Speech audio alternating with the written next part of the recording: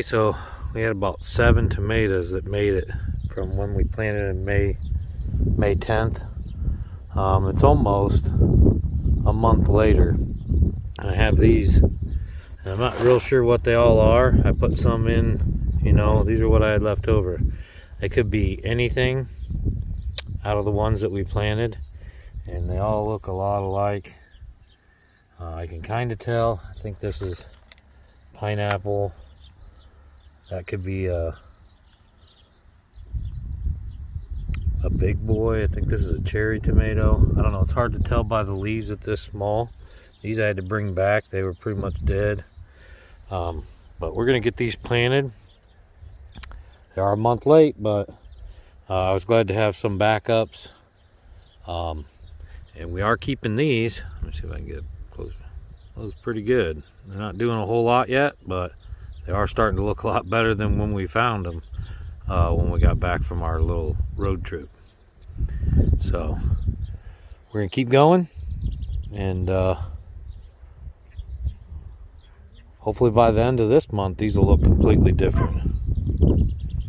So always put some back in case stuff happens. You never know. All right, I want to show you something. You see, it's been dry like weeks, maybe 3 weeks now. I mean, we're just spot watering. But if you come out anywhere in this garden, there's little weeds growing, and you start digging down, it's dry,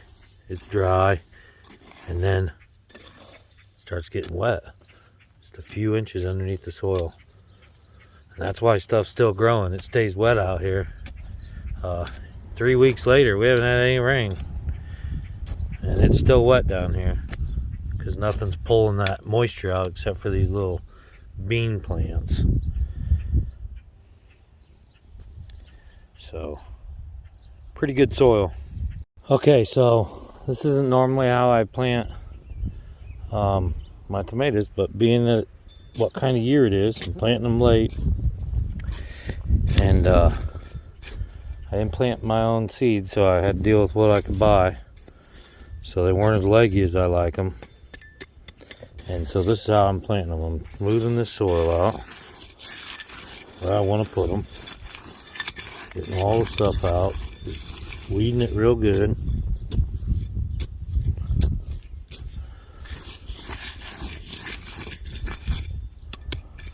Alright, so nice flat area.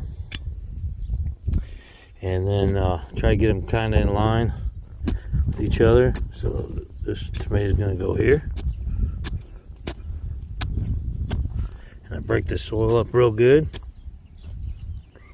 Doesn't have to fight much. Alright. I pick my tomato. Stick it down in there. And I cover it up all the way up to the leaves. Okay. Then I draw a circle around it.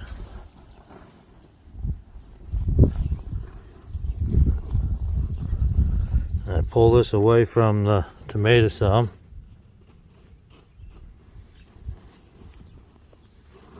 And make like a wall. So when I water this water is going to fill up like a bucket right here around this tomato. Kind of stay in this area and then soak into the soil right around here and keep this area moist. That's how I'm doing it. And I'm going to fill this water up as deep as I can. It'll be like a pool in there. It'll slowly soak into the soil, and this will make a hard crust, and the soil underneath will stay moist. And you have to come out every day or every other day and do that. I have tried using mulch before, but I end up getting grasses growing in my garden, wood chips I can't till up, and cardboard's really the best way if you're going to go for mulch, because you can take it out and it breaks up pretty easy.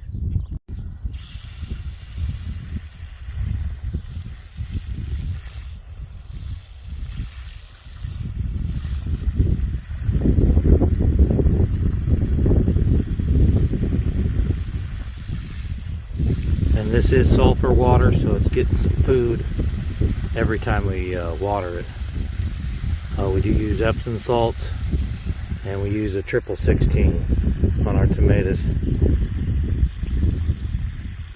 I'll just water this till the water starts overflowing out of the kind of wall that I've made. And I know it's properly saturated, and I'll move on to the next one. Okay, so with these new holes, I kind of water it down first so that it doesn't throw the dirt around. Kind of makes like a seal too. Try not to get any of the leaves wet. And then I start filling it up. Now once this has been wet, at least with our soil, once this has been wet, it makes like a crust on the outside, and your dirt doesn't move so well. You can kind of just put your hose in there and it'll just fill it up like a bucket. Until that makes that crust, you kind of got to work this like this, and then start filling it up once you start seeing it fill up.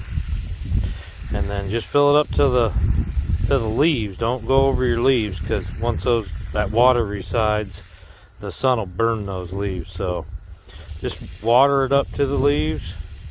Make sure you got plenty in there, and you should be good.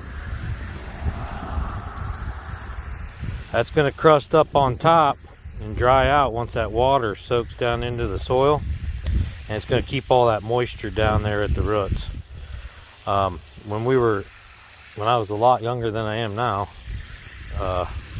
one of my best friends, his dad was on disability because he had Agent Orange from Vietnam, but he had a wonderful tomato garden. And it was our job to take out 5-gallon buckets per tomato once per week, usually. It's been real hot here. I don't think I'm putting a full 5 gallons of water per tomato plant. And I could probably let these go about 3 days if I had to, but I've been coming out at least every 2. The first few days, like on these new ones, I'll probably come out every day until I know that they're holding water. And then you can see they're still holding water. I mean, it takes a long time to soak in, and that's real good for those plants. So hopefully it's helped someone. Now here's one that's been watered before, and so you can see it's hard. It's been cracked. I mean, it's cracking, but the soil's hard. That's not going to move around on you. You can just fill these up. I tried to do it right by the tomato plant so the water kind of seeps right down into the roots right away. But you can fill this up just in one spot. You don't have to worry about the dirt going away. Now when the water runs out, it makes a little hole or something on the side, you can just add more dirt. If you see it escaping somewhere, just add more dirt. See this one, the walls come down, so I'll just take some dirt, build it back up until I have somewhere to fill this water into. Alright, so I did the same thing with our Aphrodite mushmelon or cantaloupe. I did put it up on a mound, but I also made the little bowl type thing to fill with water. I did the same thing with our watermelon. And I did basically the same thing with our pumpkin. Now with these, I water the entire mound. I fill this up first, and then I get the entire mound wet also. So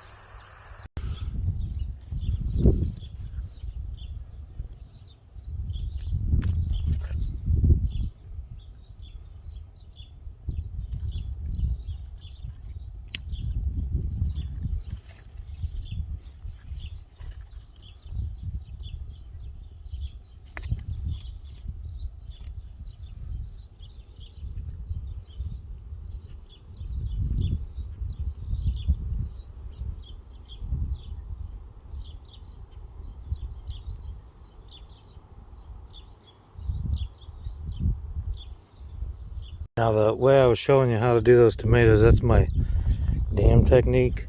But my hollow technique is I make a hole down by the roots. This is dirt and straw. I make a hole down by the roots. I stick my water down in there, and I just let it run till this all saturates, and then I just cover up the hole a bit. That's my hollow. So I do dams and hollows. Alright, I started out with I think 23 or 24 tomatoes. When I got back, I was down to 8.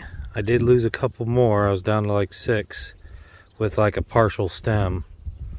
I'm back to 17 now. 1, 2, 3, 4, 5, 6, 7, 8, 9, 10, 11, 12, 13, 14, 15, 16, 17 tomatoes.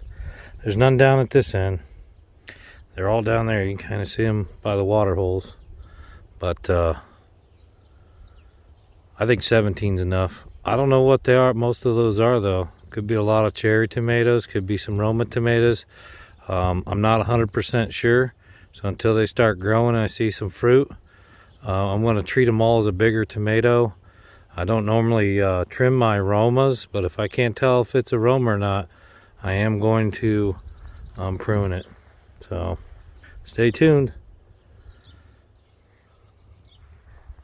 Kind of see now everything's watered where all of our plants are.